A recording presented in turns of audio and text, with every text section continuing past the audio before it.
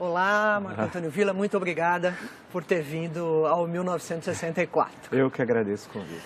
Villa, o seu livro, que tem um nome comprido, Ditadura Brasileira, 1964-1985, a democracia golpeada à esquerda e à direita. Decorei!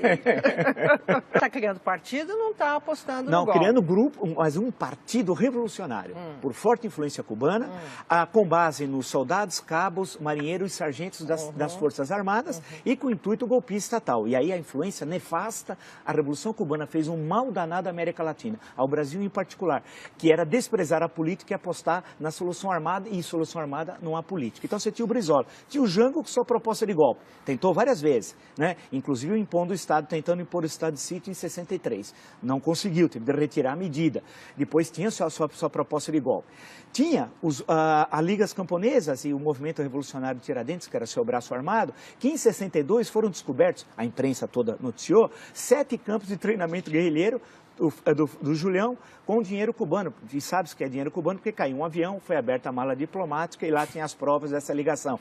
O PCdoB manda em março de 64 o primeiro grupo guerrilheiro treinar na China, né? O PCB também apostava no golpe, na velha tradição de 1935. Isso só para falar, eu citei mais de 10, entre direita e esquerda, aqueles que naquela conjuntura apostavam numa solução de força tal. Por isso que a democracia ela era golpeada à direita e golpeada à esquerda. Claro que haviam aqueles, muito poucos, e que não conseguiram buscar uma saída negociada. Um deles, um célebre deputado federal do PTB, Francisco Santiago Dantas, que buscava uma solução reformista e articulada. Mas ele estava muito doente e acabou falecendo em agosto mesmo de 64. Então nós temos uma conjuntura em que levar ao golpe era a tradição. E 64, imaginava-se, quando você vai à conjuntura, que era uma intervenção cirúrgica de curta duração. Ou seja, você tira o presidente, assume o presidente da Câmara dos Deputados, que era o sucessor legal, o Ranieri Mazzilli, ele governa até a eleição feita pelo Congresso em seguida, 10 dias depois, do Marechal Castelo Branco, que no discurso de posse foi muito claro. Disse, o meu mandato termina a 31 de janeiro de 66, que era quando, o mandato era de 5 anos, quando começou o mandato de Jânio, 31 de janeiro de 61, 31 de janeiro de 66, e garantiu as eleições de outubro de 65. E quando nós chegamos a 64, 64 é uma continuidade do positivismo, né? É bom lembrar que a ditadura brasileira estatiza a economia. Estatizou a economia. Por isso que tem gente que não conhece história, que primeiro compara o Brasil à Argentina, a ditadura argentina. Tem de ser preso, chamar o PROCON, preso no sentido histórico, não preso, tem de chamar o PROCON porque não conhece nada de história. Não há nenhuma relação entre o regime brasileiro e o regime argentino. Lá desestatizou, aqui estatizou. Lá acabou com o ensino público do 3º grau, aqui expandiu a universidade pública de 3º grau, aqui modernizou a economia, ampliou, diversificou a economia. Lá a indústria foi duramente, quase que destruída, a indústria argentina. Então, se você for comparar, as bases ideológicas da ditadura brasileira era uma e da Argentina, por exemplo, eram outras tal. Isso quer dizer que não havia contato entre os governos? Não, havia muito pouco contato. Há uma carta apócrifa, publicada por Jack Anderson no Washington Post, uma carta do Figueiredo, tal, que é apócrifa. Qualquer historiador lê aquilo, até o Figueiredo assina o nome errado, tal. Pega aquele texto. Essa relação, a tal da Operação Condor, nunca existiu com ligação no Brasil. O que há são ligações individuais. Por exemplo, a polícia do Rio Grande do Sul com a polícia uruguaia. Célebre caso, Universindo Dias e Lilian Celiberti, né? Então, que era do Partido da Vitória do Povo, foram sequestrados em Porto Alegre e levados a Montevidéu.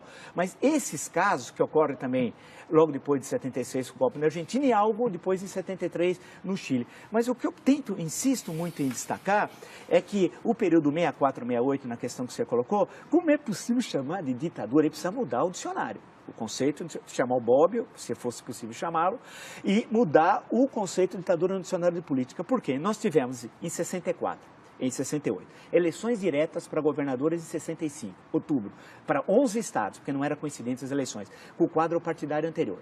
Que ditadura tem eleições no qual a oposição ganha, por exemplo, em 2 estados chaves, Guanabara e Rio de Janeiro.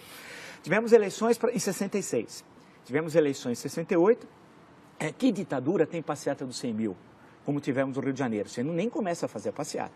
E teve a passeata dos 100 mil. Que ditadura tem os festivais de música popular que nós tivemos aqui no Brasil entre 64 e 68?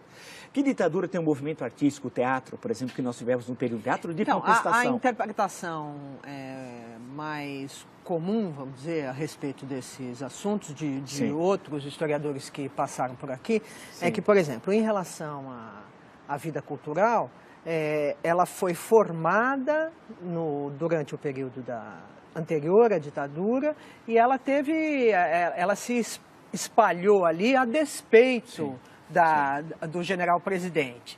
E assim, enfim, em geral, o entendimento... Pois é, mas não teve censura? Muito pouca.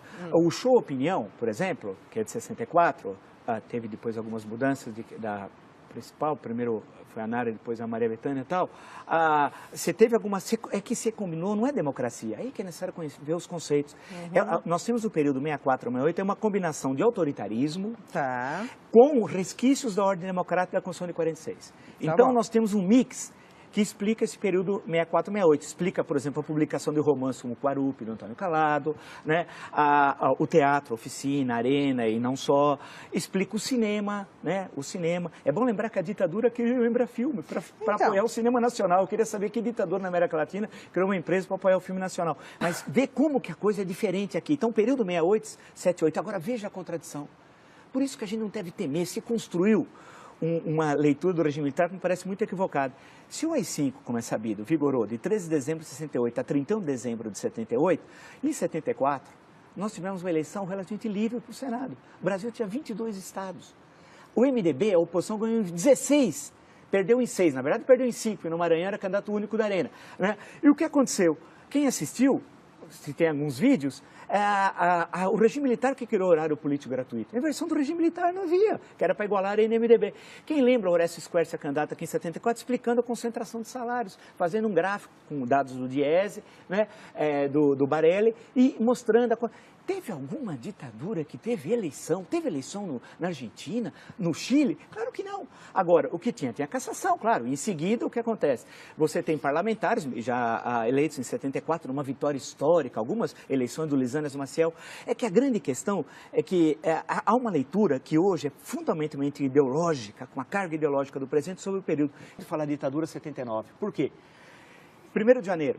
Restabelecida imunidade parlamentar. Quem chama de ditadura não sabe nada de política, de história. Você imagina ter imunidade parlamentar no dia 1º de janeiro de 79, você não pode caçar mais ninguém. 8 meses depois, em agosto, é anistia.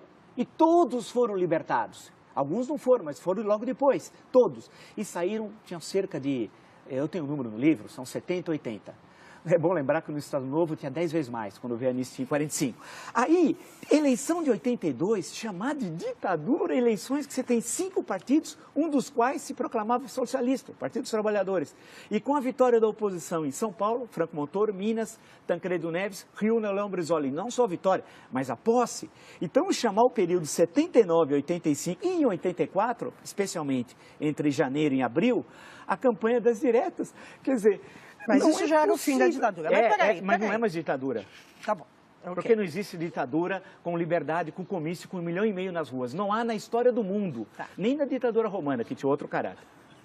Escuta, Vila, você mencionou, enquanto você estava na sua última resposta, que há uma leitura ideológica do período. Sim. De quem é esta leitura e por que ela lê do jeito que lê? Na sua opinião? Olha, e daí que eu acabo diferindo de muitos.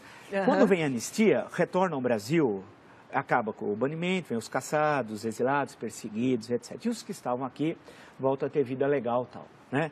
Por isso que não pode chamar de... Eu vi o Gregório Bezerra, um dos vítimas logo em abril de 64, que a gente puder lembrar, Recife, falando aqui no Largo São Francisco.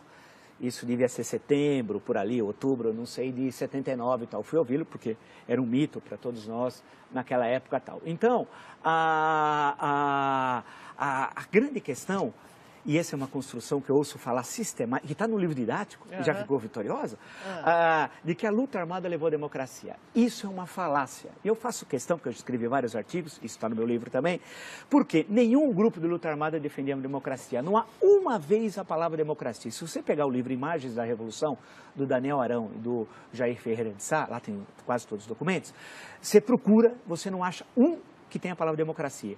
Nenhum documento. Todos queriam ditadura do proletariado. A divergência seria a cubana, algumas vezes de viés soviético, parte desses grupos não tinham muita proximidade com a União Soviética, ou chinesa, se nós veríamos então o Brasil com os olhos puxados. Essa era a divergência tal. Democracia nenhum. E todos, a ação que eles tiveram aumentou a repressão. Estimularam as ações dos porões e tal. A construção, a luta pela democracia não foi feita por esses que se dizem vencedores. Esses são os derrotados. Os vencedores foram os parlamentares do MDB, que ninguém fala. A luta heróica de vereadores, deputados estaduais, federais, senadores. E eu no meu livro resgato 2 só. Lisanas Maciel, que foi um brilhante deputado federal pelo Rio de Janeiro, e a figura de Paulo Brossard. A coragem desses. Citei 2 como exemplo, que nós tínhamos muitos tal. Quantos não foram? Eu queria alguém ter coragem, em 1970, no interior aqui de São Paulo, abrir um diretório do MDB.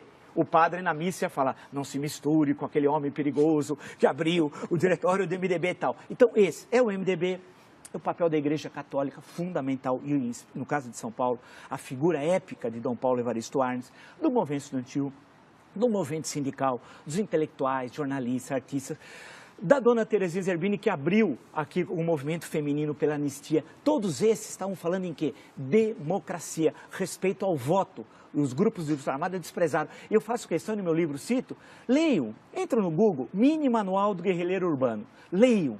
Aquilo é democracia, aquilo é barbárie, aquilo é barbárie pura, é ensinar como matar as pessoas. Né? Agora, significa que devia ser reprimido o autor Carlos Marighella da forma como morreu aqui na Alemanha Casa Branca? Evidente que não, evidente que não. Porque essa é a jogada. Ao você fazer a crítica à luta armada, esses que estão do lado de cá falam, quer dizer que você é a favor da tortura? Não. Os que veem o mundo assim, sem outros matizes, é que construíram essa versão falaciosa da história. Né? E eu insisto em mostrar que eles não defendiam a democracia. É uma farsa, nenhuma ação, ao contrário, quando teve a passeata dos 100 mil no Rio, no mesmo dia, aqui em São Paulo teve o atentado ao 2º Exército, onde morre um menino que estava lá prestando serviço militar, que podia ser eu, por exemplo, né, que tivesse, vamos dizer, prestando serviço militar, jogaram um carro-bomba. Ou o Orlando Lovec, que foi pegar um visto aqui no consulado americano, na época no Cônjuge Nacional, que era um jovem, queria aprender inglês nos Estados Unidos, está andando, explode uma bomba no consulado, ele perde a perna. Ele passou anos para receber uma indenização de um salário mínimo. E quem colocou a bomba recebe 4 salários mínimos de indenização. Né? Quem matou um menino aqui no 2º Exército recebe indenização. E são vistos hoje como heróis. Não, a luta democrática é que foi heróica. Agora, isso não significa em momento algum ter qualquer contemplação com torturador, né, com assassino, com gente que desapareceu. E, por hipótese alguma, esses têm de sofrer esse opróbrio da história. Temos de sempre lembrar essa barbárie aqui do DOPS em São Paulo, vou lembrar a figura do Fleury, o Sealing em Porto Alegre, Davi Razan, Minas Gerais. Quer dizer, nós temos de lembrar como exemplos do mal, né? A mal que nós nunca devemos voltar a ter e defender a democracia e as liberdades. Eu acho que essa é a nossa grande tarefa e não deixar que o resgate daqueles que lutaram em defesa da democracia seja apropriado por aqueles derrotados, que impulsionaram inclusive a ditadura, porque a cada ato terrorista, maior a repressão, maior a violência, maior a censura. Então, portanto, eu sei que eu remo, usando uma expressão leninista, eu remo contra a corrente, tendo essa outra leitura, porque é mais fácil fazer o discurso do óbvio, mas é o discurso falacioso e que, no fundo, reforça a tradição autoritária brasileira.